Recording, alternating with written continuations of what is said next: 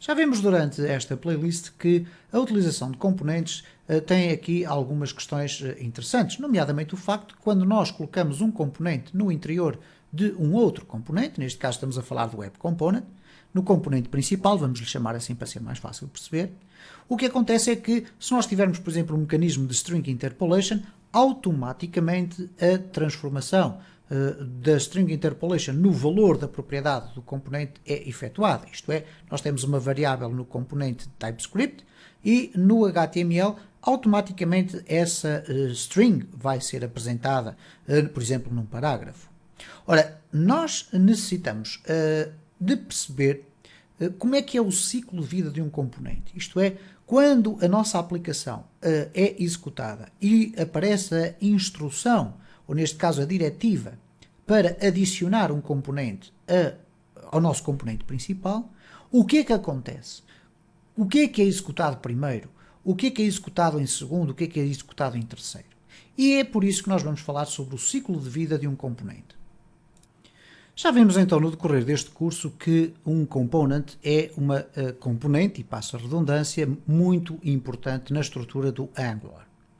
E tal como acontece em muitas outras linguagens de programação, qualquer objeto que é criado dentro de um determinado código tem um determinado ciclo de vida. Ele nasce, ele existe, ele reage a eventos e finalmente ele poderá acabar mesmo por morrer, mais que não seja quando a aplicação termina.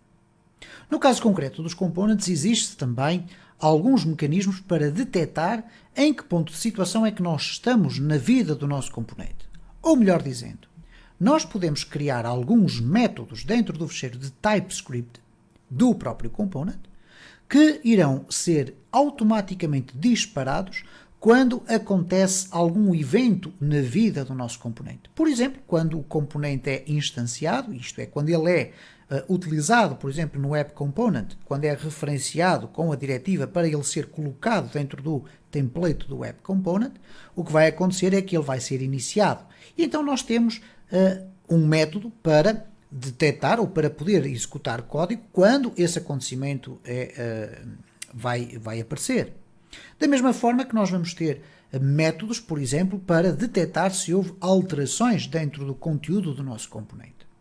Ora, esse é que é o ciclo de vida do nosso componente. E nós vamos tentar explicar aqui alguns conceitos relacionados com isso. Um conceito muito interessante e que nós já vimos aqui em vídeos anteriores e que eu disse inclusive para apagarmos é o seguinte. Eu vou abrir aqui um novo terminal e vou utilizar o Angular CLI para criar um componente de teste. Ok? Então vou colocar aqui ng generate component e vamos colocar aqui o teste. Okay? Vamos colocar aqui spec false e vamos então executar este código. O que vai acontecer então é que vai ser criado aqui o nosso componente. Mas, como nós já tivemos a ocasião de verificar em circunstâncias anteriores, dentro do nosso código do nosso componente teste, aparece aqui este ng-on-init. Okay? Isto está ali importado também do Angular Core. Ora, o que acontece com o ng-on-init é exatamente isto. Ele é nada mais, nada menos que um método, toda a gente consegue identificar isto, não tem aqui qualquer parâmetro indicado, mas ele é utilizado, ou neste caso pode ser utilizado, para executar código quando o nosso componente é iniciado. Isto é extremamente importante, porquê? Porque nós podemos colocar lógica de programação em determinadas fases da vida do nosso componente. Então, o que nós acabamos por ter aqui são, de imediato, duas estruturas que são fundamentais para qualquer componente e que nós podemos ou não utilizar. Neste caso, o ng-on-init vai representar um determinado estado da vida do nosso componente, da mesma forma que o construtor também. Ora, neste caso concreto, o ng-on-init é executado se ele existir, assim como todos os outros métodos que nós aqui iremos falar neste vídeo, mas ele só será executado, então, quando é feita uma instanciação do nosso componente. Neste caso, quando é colocado, então, a diretiva, neste caso concreto, do app-teste dentro do nosso template, ok? Se nós tivéssemos qualquer coisa deste género, app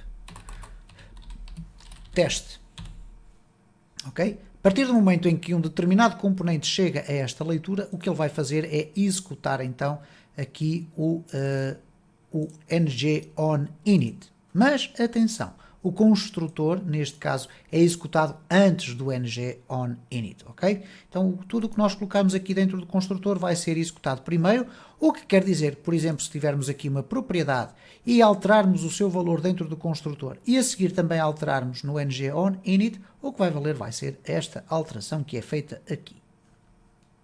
No entanto, nós podemos muito rapidamente esquematizar aqui, de uma forma mais teórica, quais são os diferentes momentos do lifecycle de um componente. Ora, para isso aqui temos este quadro que nos traça então mais ou menos no geral aquilo que acontece. E eu sei que esta é uma informação mais teórica, mas que nós depois iremos ter com certeza ocasião de verificar com exercícios práticos. Então o ng-on-init é executado quando o componente é instanciado. A instanciação do componente em Angular significa quando é utilizada a diretiva que permite incluir aquele componente dentro de um outro componente, por exemplo, no componente principal. Depois temos aqui um outro método que nós podemos escrever dentro do nosso componente, que é o ng-on-changes. E o ng-on-changes significa exatamente isto é, sempre que há uma alteração, neste caso de uma diretiva input, que nós já falámos sobre isso em vídeos anteriores sobre property binding, etc., e data binding fundamentalmente. Quando uma destas propriedades é alterada, então se nós tivermos um método chamado ng-on-changes, ele vai ser executado. Porventura, para nós podermos analisar o que é que foi alterado nessa variável input, ou, por exemplo, mandarmos alguma informação para o componente principal a dizer que houve uma alteração. Depois vamos ter um outro método que é executado muitas vezes, que é o ng-do-check. E este ng-do-check vai acontecer sempre que acontece qualquer alteração dentro do nosso componente. E quando eu me refiro a qualquer alteração dentro do componente, eu estou-me a referir a todo o tipo de alteração. Quando o componente tem uma variável alterada e necessita de ser redesenhado no nosso browser, este ng-do-check é executado. Mas se nós vamos fazer um clique ou há, por exemplo, um evento de CSS que vai ser alterado, etc., este ng-do-check é novamente executado. E vocês poderão pensar, bom, mas então a qualquer pequena alteração este método será executado automaticamente, o que vai atrasar o funcionamento da minha aplicação. Não, o Angular tem mecanismos internos para tratar muito bem disso. Depois temos aqui o ng-after-content-init, que é executado depois da iniciação do ng-content dentro do template. O que é que isto significa? Nós vimos no vídeo anterior desta série que é possível nós termos um component que a determinada altura no seu template tem a diretiva ng-content. E essa diretiva ng-content permite injetar externamente uma estrutura de HTML dentro do component. Ora, isso vai proporcionar então o disparo deste evento chamado ng-after-content-init, o qual nós podemos traduzir na criação de um método chamado ng-after-content-init, e desde que ele exista, sempre que acontecer então o aparecimento de um ng-content, vai ser executado o código que estiver dentro desse método.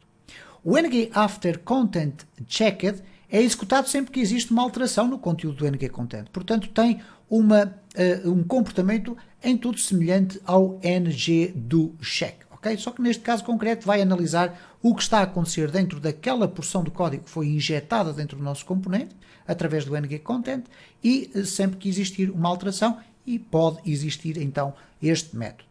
Temos depois o ng-after-view-init, que é executado depois da iniciação ou exatamente da iniciação de uma diretiva child view, ok? Temos aquele decorator child view, muito semelhante ao que nós vimos do input e do output, etc.